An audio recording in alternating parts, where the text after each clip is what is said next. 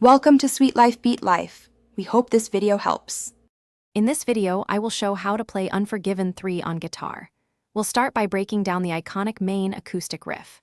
This section uses a specific fingerpicking pattern that's crucial for the song's feel. Pay close attention to the subtle nuances in the picking hand and ensure your chord transitions are smooth and precise.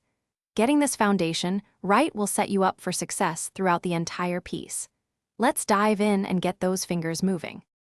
Next, we'll move into the verse and pre-chorus sections.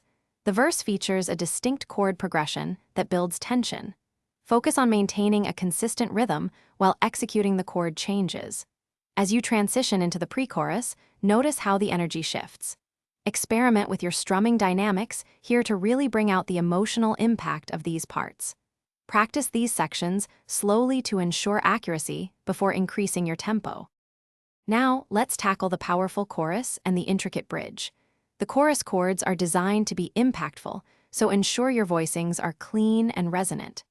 The bridge introduces a slightly different rhythmic feel, requiring careful attention to timing and syncopation. This section provides a nice contrast to the rest of the song. Work on making these transitions seamless, allowing the music to flow naturally from one part to the next. Finally, we'll explore the guitar solo and the song's emotional outro. The solo features melodic lines that are both expressive and challenging. Break it down into smaller phrases and practice them individually. For the outro, focus on the fading dynamics and sustained chords to create a powerful conclusion. Once you've mastered each section, try playing the entire song through, connecting all the pieces for a complete performance. Keep practicing. Thanks for watching. Consider subscribing if we helped you.